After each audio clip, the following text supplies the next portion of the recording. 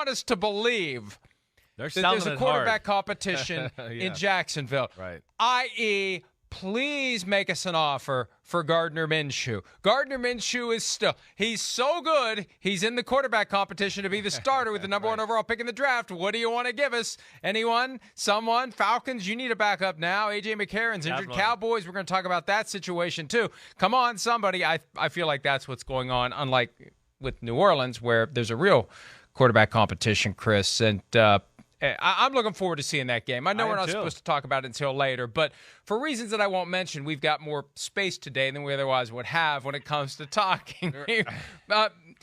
Tonight, what do you think?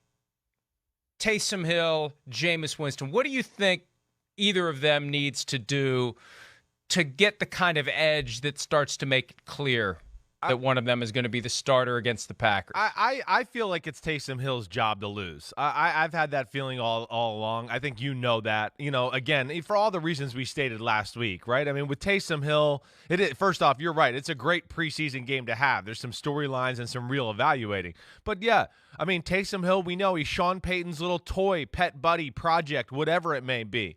He has a special skill set. I do think Sean Payton is like somewhat intrigued to run an offense with a quarterback like Taysom Hill.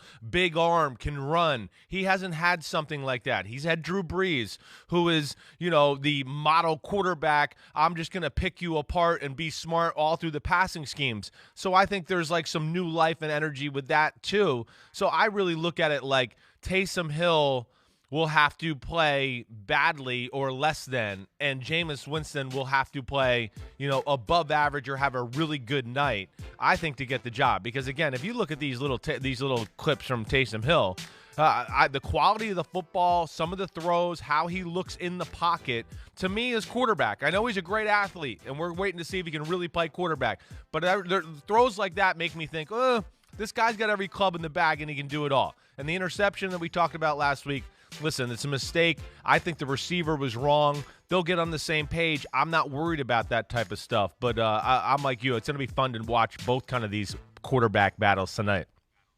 I continue to be concerned that unless Taysom Hill wins that job in a rout, Sean Payton is going to be tempted to get both guys on the field. And it's easier to have a Taysom Hill package with Jameis Winston as the starter and have Hill out there all the time than it is to make Hill the quarterback and have Winston as the guy who's doing all the other stuff. That's not going to happen. So Taysom Hill's versatility, as I mentioned a couple of times last week, could count against him because Payton may decide, why just have one? I've got two guys I can be proud of. I got the guy I discovered undrafted that no one else wanted, that I've quietly developed into this jack of all trades, master of all trades. He can do anything and everything.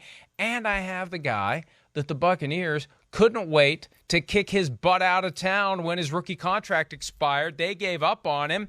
I got him too. Let me show off what I can do with both of them. And that's why I think that whoever is listed as QB1, I just don't think it's going to matter. I think that Peyton's going to use whoever he wants to use whenever he wants to use them. We've talked about the possibility of the Patriots using Cam Newton one week, Mac Jones another week.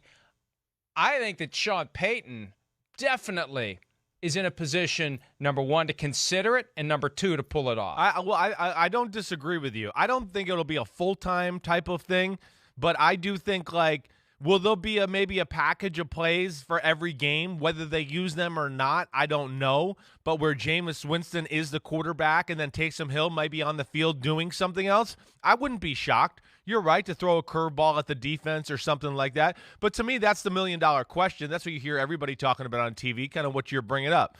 The Saints, do you put Jameis Winston at quarterback so you have Taysom Hill to do all the other stuff that you're talking about, let alone you can put him at quarterback every now and then and do a quarterback design run?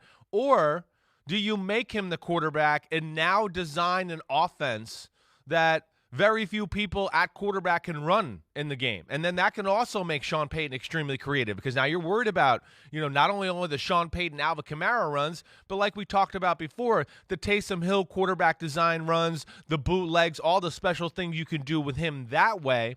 And I don't know, Mike. Also, so I think that adds a little bit of a schematical advantage, of course, to Sean Payton. The other thing that just jumps to my mind, and you just tell me if you agree here, with no Michael Thomas to Week 8, I would think you need Taysom Hill and the quarterback run game design and some of that element of your offense maybe to make yourself feel better or have one more element to make a defense feel scared a little bit. But I don't know. That's where my head's at. You tell me if you're wrong, if I'm wrong or crazy or whatever.